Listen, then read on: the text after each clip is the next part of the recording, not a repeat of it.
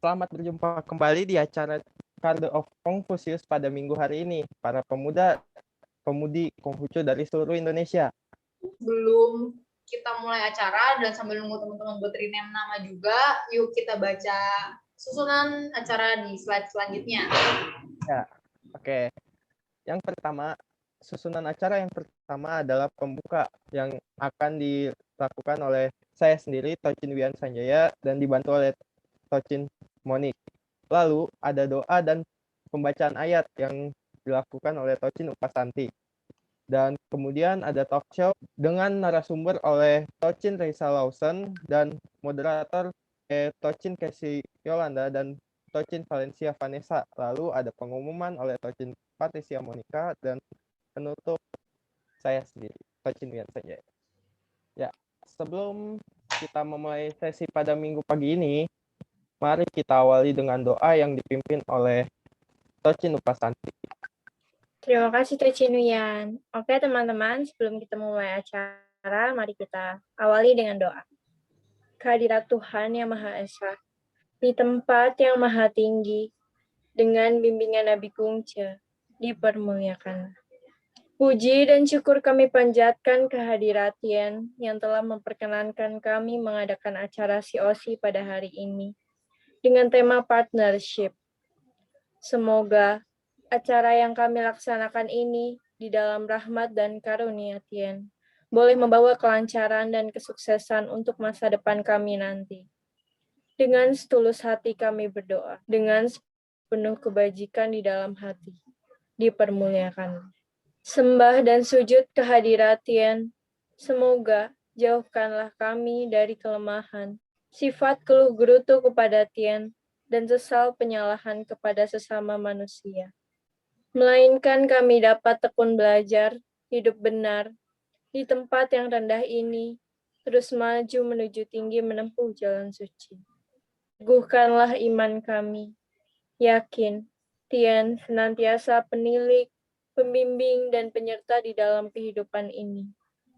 Huang Yi Sangti, Wei Tian Yu De. Huang Yi Sangti, Wei Tian Yu De. Sancai. Selanjutnya saya akan membacakan ayat suci yang terdapat pada Chung Yung, bab 19 ayat 20. Bila orang lain dapat melakukan hal itu dalam 1 kali, diri sendiri harus berani melakukan 100 kali. Bila orang lain dapat melakukan hal itu dalam 10 kali, diri sendiri harus berani melakukan 1000 kali. Sekian pembacaan ayat dari saya. Weita Tungtia. Terima kasih Tocin Upa. Selanjutnya, mari kita dengarkan pengumuman khusus di bulan Juli ini. Kami dari tim panitia Card of Confucius akan membagikan hadiah total 1 juta rupiah dengan cara giveaway. Dan ada rules-nya ya Kok Wian ya. Nah, ya, rules-nya itu harus kita ikuti biar siapa tahu kita dapat kan lumayan buat jajan. Nih, syarat dan ketentuannya. Yang pertama, spin akan diputar pada waktu giveaway yang akan dipandu MC. Jadi, pada giveaway kali ini kita melakukannya dengan sistem spin. Peserta diwajibkan untuk open kamera selama acara hingga selesai. Nah, ini yang kita bicarakan dari tadi. Jadi, untuk peserta diwajibkan untuk open cam selama acara. Jika pemenang dipanggil 3 kali dan tidak tersedia, maka akan dilakukan pemutaran ulang. Oke, boleh kita lanjut? Teman-teman, sekarang kita udah sampai di acara talk show yang akan dipandu oleh Tocin Casey selaku moderator dan juga Tocin Valen. Kepada Tocin Casey dan Tocin Valen dipersilahkan. Terima kasih Kak Wian. Wah guys, kita ada di sesi yang ditunggu-tunggu nih. Sesi talk show bersama narasumber kita, Raisa Lawson. Bersama dua moderator yang kece badai nih. Ada Civalen dari Makin Cimanggis. Halo, Wei Tetung Tien. Tien Yuita. Dan yang pastinya aku ditemani sama Cici Casey. Halo Cici. Halo semuanya, Wei Tetung Tien. Tien Yuita. Oke, kita akan mulai sesi talk show-nya nih guys. Pertama-tama seperti biasa aku akan membacakan CV singkat dari narasumber kita, Raisa Lawson, atau yang disapa dengan Cicaca. Nah, ini dia deskripsi singkat dari Cicaca yang merupakan seorang digital marketer dengan pengalaman internasional selama lebih dari 7 tahun di berbagai industri di Asia Pasifik dan Jepang. Boleh di next? Oke, dilihat dari slide ini kita sudah masuk dalam personalnya Cicaca nih guys. Jadi Cicaca ini lahir pada tanggal 21 Oktober 1992. Cicaca juga menempuh pendidikannya di Binus University dengan jurusan Bachelor of Science Marketing Communication, tepatnya dari tahun 2009 sampai 2013. Lalu sekarang Cicaca menduduki posisi sebagai Senior Regional Precision Manager Asia Pacific Accreditation Cooperation Incorporate atau yang biasa disingkat sebagai APAC. Dan juga nih pengalaman berorganisasi Cicaca, yaitu sebagai CEO Founder of KBMK Binus atau kepanjangannya adalah Keluarga Besar Mahasiswa Konghucu di Universitas Binus. Cicaca juga merupakan koordinator Genta Suara Madya, tepatnya dimulai Juni 2009 sampai Oktober 2014. Boleh di next? Wah, di slide ini kita memasuki karir journey-nya Cicaca nih. Jadi Cicaca memulai karirnya lewat sebuah agensi Jakarta yaitu Mirum yang merupakan media implementer, lalu junior media planner, dan kemudian media planner. Lalu dilanjutkan dengan brand vintage Jakarta yaitu Genius sebagai digital media spesialis. Kemudian dilanjutkan dengan brand Singapura yaitu Xness sebagai digital marketing spesialis. Dan sekarang menetap di agensi Singapura sebagai Social Planner and Buyer Asia Pacific Accreditation Cooperation Incorporate atau yang biasa disingkat dengan APAC, Senior Precision Manager. Gimana nih guys, sudah terkesima belum? Tapi tahan rasa kagum kalian karena nggak sampai situ aja. Cicaca juga punya certification. Bisa di next? Oke, ini dia certificationnya ya guys. Pertama, AdWords Search Certification. 2, AdWords Display Certification. Ketiga, Video Batch Bootcamp. Keempat, GWT Digital Essentials Training. Yang kelima, Blueprint e-learning program. Yang keenam, Manage Campaign in Double Click Search. Yang ketujuh ada Double Click Search Basic. Yang kedelapan ada TikTok Ads Academy Ocean dan TikTok Academy 2021. Wah, emang Cicaca ini kalau berprestasi tuh nggak nanggung-nanggung ya. Tapi certification-nya ini hanya sebagian loh dari semua certification yang pernah diraih oleh Cicaca. Keren banget nggak sih, Civalen? Wah, iya dong, Kei. Tapi selain certification, Cicaca juga pernah meraih beberapa achievement nih. Di antaranya ada MMA Smarties, Spotify on Stage, Most Engineering Mobile Creative, mendapatkan medali emas nih guys. Selanjutnya ada MMA Smarties, Spotify on Stage Mobile Social, medali silver. Yang ketiga ada Spotify K-pop Playlist Quiz, based only on Twitter in APAC. Selanjutnya ada Spotify PH, Most Tweet About Brand in the Philippines. Selanjutnya ada Spotify ID Top 4 Most Tweet About Brand in the Philippines. Yang terakhir ada Netflix Blackpink Documentary Launch, Best Connection to Culture in APAC. Wah, narasumber siang hari ini sangat keren banget ya Cici Kesi. Tanpa mengulur waktu lagi nih Cici Kesi, kita langsung aja yuk sapa Cicaca. Halo Cicaca, selamat siang. Wei Tetung Tien. Hai, selamat siang, Shanita. Gimana kabarnya Cicaca? Baik, makasih ya udah diundang ke acara ini. Ini sangat kebanggaan juga buat saya sendiri. Dan sebelumnya maaf, virtual background-nya tadi saya udah coba buat setup, ternyata ada masalah di komputernya. Hopefully it's okay. Dan senang banget udah bisa diundang, senang banget bisa ketemu teman-teman di sini. Banyak wajah baru, which is sangat-sangat menyenangkan. Terima kasih sekali lagi. Oke, Cicaca. Kita langsung aja masuk ke sesi talk show pada siang hari ini. Seperti yang kita sudah lihat bersama di CV tadi, Cicaca itu sebagai co-founder, President of KBMK BINUS atau Keluarga Besar Mahasiswa Konghucu nih Cicaca. Yang pastinya itu dilengkapi dengan perjalanan yang panjang ya Cicaca dan sejarah-sejarahnya. Kita mau tahu dong Cicaca gimana sih kesulitan atau perjalanan selama Cicaca membentuk sebuah organisasi kerohanian itu. Boleh silakan Cicaca dijawab. Jadi sebenarnya bermula dari challenge dulu. Waktu itu saya masuk ke BINUS University dan organisasi keagamaannya masih cuma ada 5, masih ya seperti agama lainnya lah kayak Islam, Hindu, Buddha, Kristen dan Katolik kan. Jadi tahun 2009 itu saya lagi ospek, terus kayak ada satu sesi di mana itu hari Jumat kita harus masuk ke ruangan sesuai agama masing-masing karena saat itu yang Islam sholat Jumat gitu kan, yang lainnya juga ada tempat-tempat khususnya lah buat beribadah. Nah, saya bingung, saya nggak ada tempatnya gitu karena saya neither of them gitu loh. Saya nggak satu pun itu sebenarnya yang memang mendekati dengan apa yang saya yakini gitu kan. Nah, di situ ada beberapa orang yang bilang kayak, oh udah ikut aja ke yang ini, ke yang itu, yang penting ada kegiatan, but I don't want gitu loh. Kayak kalau misalnya memang itu bukan yang saya yakini, kenapa harus saya ikut orang gitu. Jadi dari situ kenapa nggak saya bikin sendiri aja gitu. Saya kumpulin teman-teman saya supaya yang lain juga bisa ikutan kumpul, dan ternyata memang benar, ternyata banyak teman-teman dari pakin lainnya juga yang memang kebingungan mesti gimana kita chat lah, dibikin grup lah waktu itu ya, saya lupa grup apa lah pokoknya platformnya, cuma kita akhirnya ngumpul itu waktu itu ada sama Rio, Ko Urip, Ko Henrico ya waktu itu saat itu. Mereka itu dari beberapa pakin, mereka senior juga di pakin-pakin kalian, mungkin kalian kenal. Jadi dari saat itu kita ngumpul di kosan saya, kita cari tahu gimana caranya ya. Akhirnya kita ngomong ke kampus, minta dukungan, dan cari tahu gimana caranya kalau membentuk organisasi baru. Kita bukan membentuk agama baru, karena bukan saya Tuhannya, saya bukan mau bikin agama baru, tapi saya mau ngumpulin orang-orang ini supaya kita punya satu wadah buat ngobrol bareng-bareng, buat beribadah bareng.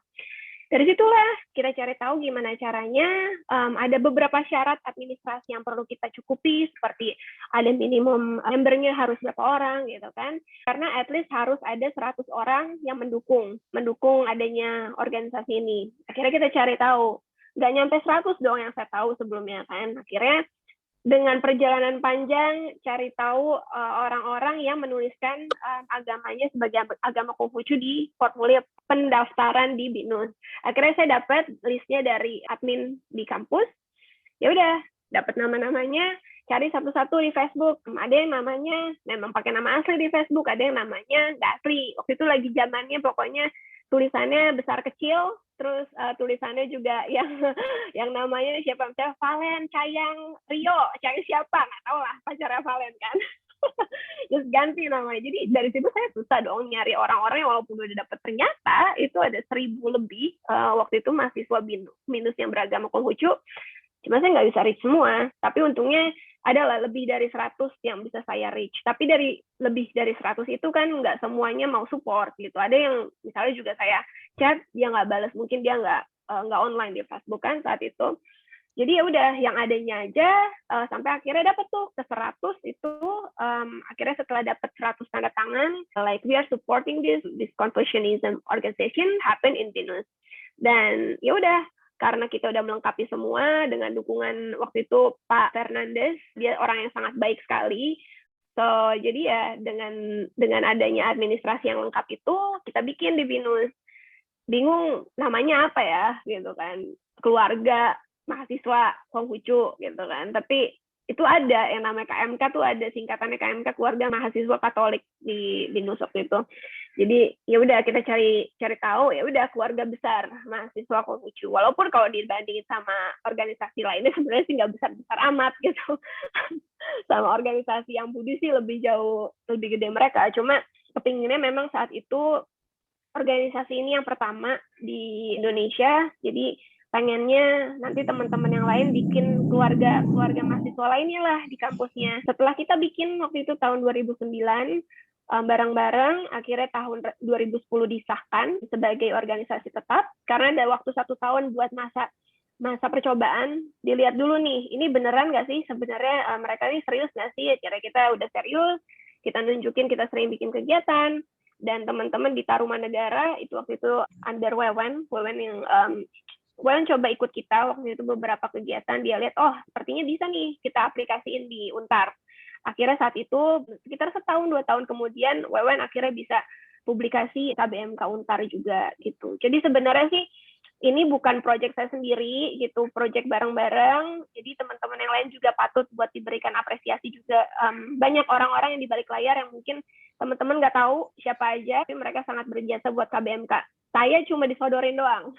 Saya cuma, nih Ca, kalau ada apa-apa, lo yang kena dampaknya sama kampus, ya udah gue aja gitu. Jadi aku tuh yang ditulis sebagai ketuanya, sebagai presidennya, sebenarnya cuma karena kalau ada apa-apa aja, saya yang digebukin duluan gitu. jadi ya udah, akhirnya karena saya juga orangnya cuma ngomong aja, yang penting apa aja kita omongin, akhirnya lumayan berjalan, dan seneng banget ternyata KBMK itu masih berjalan dengan aktif sampai sekarang, walaupun saya nggak aktif ngikutin acara-acaranya, tapi saya tahu mereka kekerabatannya sangat erat, ada di beberapa grup KBMK Binus, dan ya sangat membanggakan. Semoga ini jadi inspirasi juga buat teman-teman lainnya. Kalau misalnya kita nggak punya sesuatu, bukan berarti kita harus ngikut yang lain, tapi kenapa nggak kita yang bikin sendiri gitu.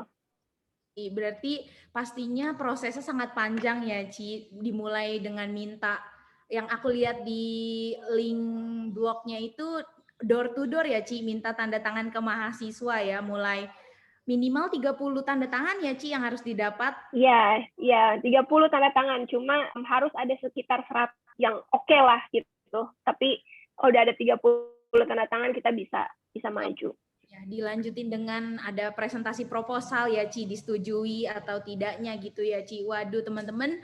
Jadi itulah pentingnya kerjasama partners di dunia partnership, khususnya di dunia pekerjaan ya, teman-teman. Oke, Cici Kesi, pertanyaan selanjutnya. Oke, tapi sebelum itu aku mau ngingetin lagi, nanti setelah talk show akan ada Q&A bersama Cica nih. Jadi teman-teman bisa siapin pertanyaan terbaiknya buat ditanyain ya. And pertanyaannya itu harus diajukan secara langsung. Jadi penanya akan raise hand, open mic, dan open camera. Oke, Cica, tadi kan aku udah bacain CV-nya Cica yang super duper keren banget nih ya. Dan certification serta achievement-nya tuh nggak main-main. Tapi dari semua prestasi atau penghargaan yang Cici Caca raih, prestasi atau penghargaan mana sih yang Cici Caca tuh merasa bangga banget mendapatkannya? Teman-teman juga yang lain pasti kepo banget nih, Ci. Sebenarnya prestasi yang udah ditulisin kayak gitu tuh semua orang bisa achieve. Siapapun kalau kalian mau itu bisa achieve. Tapi buat saya prestasi yang paling saya bisa banggakan adalah ketika membuat orang tua saya bangga. Apapun itu.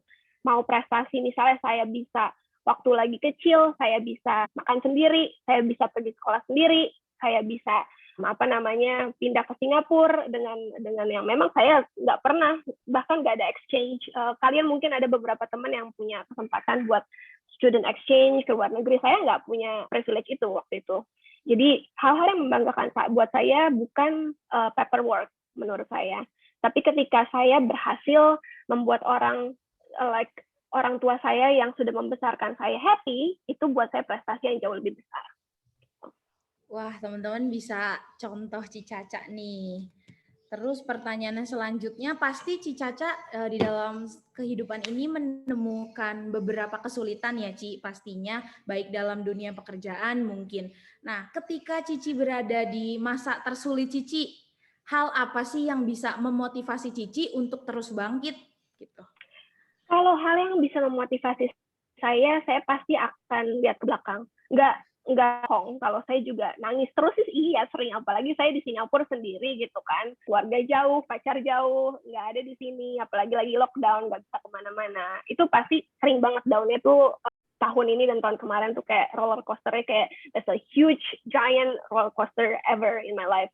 But kalau misalnya dipikir-pikir lagi, saya umurnya udah 28 tahun sekarang, udah mau 29. Pengalaman hidup udah lumayan banyak lah, mungkin nggak sebanyak yang udah senior seperti orang tua saya, cuma ketika saya lihat lagi ke belakang, ternyata gue bisa kok gitu, gue masih bisa hidup sampai sekarang, I still surviving, and then I still have everything that I have in my life, and why should I complain that much gitu loh, kenapa saya harus berfokus kepada hal yang saya nggak punya, yang saya mungkin lagi dicoba gitu lah, lagi dicoba buat naik level kalau kata orang-orang, buat level up gitu kan. Kenapa saya harus fokus ke yang itu, sementara sebenarnya achievement saya juga udah lumayan oke. Gimana kalau misalnya kita break dulu sekarang, saya ngomong ke diri saya sendiri sering kayak gitu, gimana kalau misalnya ya take it easy, take a walk gitu kan, nggak perlu ngerjain apa-apa dulu lah, nggak perlu ngerjain yang pusing-pusing, take it easy, habis itu lanjutin lagi yuk gitu, kalau kata orang sekarang yuk bisa yuk gitu. Jadi itu sih yang motivasi saya. Wah, jadi guys, kita juga harus mencontoh Cicaca nih ya, yang pantang menyerah karena untuk mendapatkan hasil yang memuaskan, proses yang dijalankan juga pastinya nggak mudah. Oke, kita masuk ke pertanyaan selanjutnya nih ya, Cicaca. Nah, mungkin teman-teman juga masih belum mengenal nih sebenarnya apa sih itu partnership. Jadi mungkin Cicaca bisa mendeskripsikan dunia partnership dengan 3 kata. Silahkan, Ci. Partnership dalam 3 kata, sebenarnya ini yang saya tanyain waktu itu ke Andre, pas Andre invite saya, partnership yang kamu mau buat saya obrolin ini apa gitu kan, karena partnership itu jangkauannya luas, tapi kita coba kerucutin di sini dalam segi profesional, dalam jenjang karir. Kalau menurut saya partnership itu dalam 3 kata, yang pertama menyenangkan, karena bisa ada pengalaman baru dan kita bisa membuat sesuatu yang baru. Itu hal yang baru buat saya, itu selalu menyenangkan. Terus yang kedua, buat saya partnership sama dengan networking. Jadi networking di sini bukan hanya sebagai hubungan ke bos dan klien aja, tapi itu bisa jadi teman juga. Banyak beberapa klien saya yang akhirnya jadi teman, kita hangout bareng, makan bareng, terus ya mereka ke rumah saya masakin. Jadi ya itu sih buat saya partnership itu masalah networking juga. Dan yang ketiga, menantang. Partnership itu bukan hal yang gampang gitu. Jadi menurut saya kalau partnership itu banyak banget hal-hal baru yang akhirnya kita merasa tertantang, akhirnya kita merasa oh challenge ini loh yang kita butuhin gitu loh dalam membentuk suatu partnership yang lebih kuat lagi. Seperti yang kita tahu ya teman-teman, Cicaca sudah bekerja di Singapura kurang lebih 7 tahun ya, Ci? Di Singapura sendiri ini tahun keempat. Oh, tahun keempat. Ya. Oke. Mungkin Ci ngerasa beda ya, Ci, saat bekerja sama dengan orang Indonesia dan di dunia luar. Nah, kira-kira nih, Ci, skill baru apa sih yang Cici dapetin saat menjalin kerjasama di bidang pekerjaan khususnya dengan dunia luar, Ci? Pertanyaan yang menarik. Menurut saya semua orang itu punya kapasitas masing-masing. Bukan masalah mereka orang Indonesia atau bukan orang Indonesia. Orang Indonesia juga banyak yang keren kok. Banyak orang-orang kita yang justru lebih outstanding daripada mereka yang memang dari luar, dari non-Indonesia. Cuma yang saya bisa pelajari adalah dengan saya berbicara lebih banyak sama mereka, pengetahuan saya tentang dunia ini jadi lebih luas. Ternyata dunia itu nggak sesempit masalah Indonesia aja. Dan ternyata negara lain juga punya banyak masalahnya sendiri.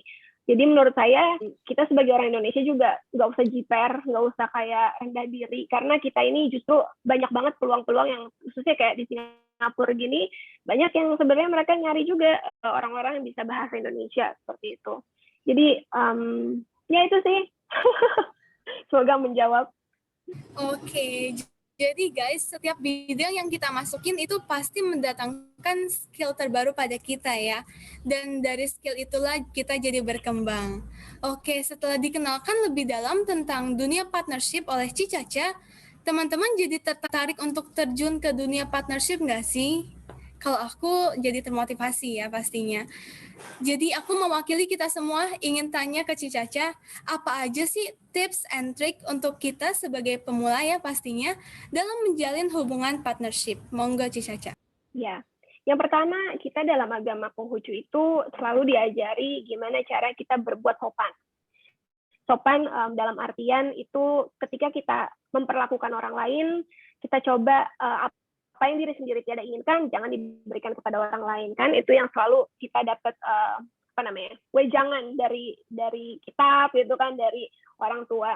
Jadi emang itu yang penting banget buat kita tanamkan ketika kita ketemu sama orang baru, ketika kita menjalin partnership yang baru gitu.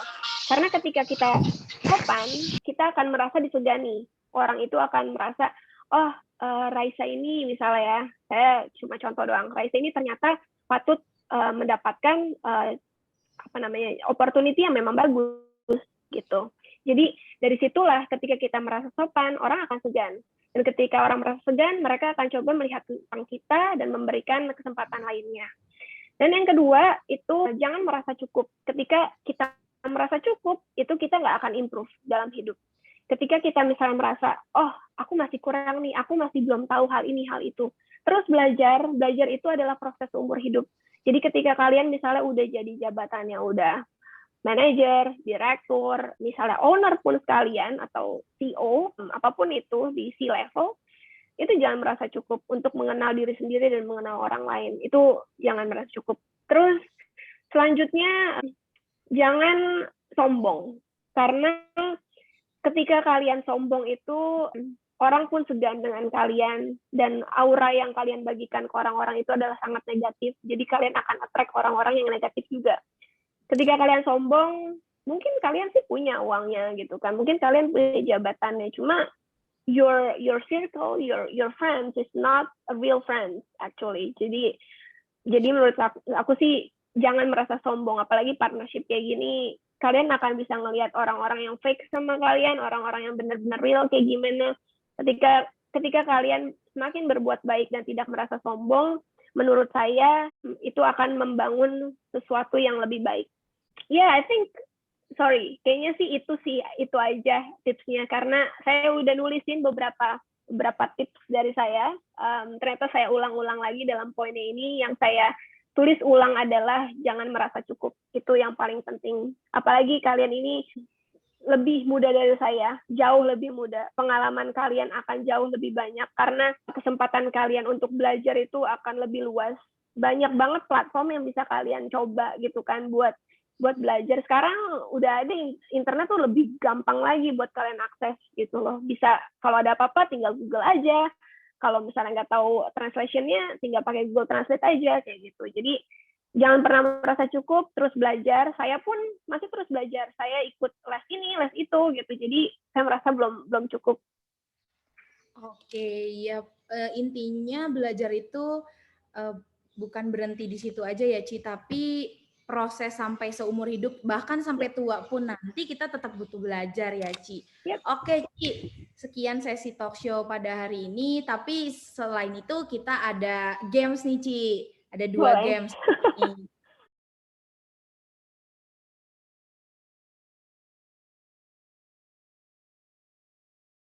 Ini aku tadi ngelihat ada nama mamaku sih di sini. Tuh ada mamaku, ada papaku, ada adikku ya. Semoga ini pertanyaannya nggak aneh-aneh.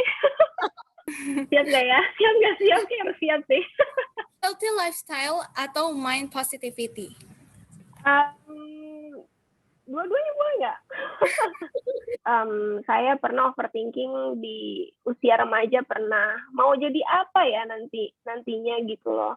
Setelah ini tuh maunya tinggal di mana ya kayak gitu. Dan terus nanti saya udah umur segini, kadang-kadang ditanyain nikahnya kapan gitu. Overthinking lah, ini mau kerja terus atau gimana tuh ada aja kayak gitu. Hidup itu terlalu pendek nggak sih sebenarnya kalau di rumah aja gitu. Baik di Indonesia ataupun di Singapura ataupun di negara lain, di planet lain mungkin ya, itu tetap yang harus kita pegang adalah kita harus menjadi orang yang baik dan harus bisa berani. Itu kuncinya. Quotes by Raisa gitu.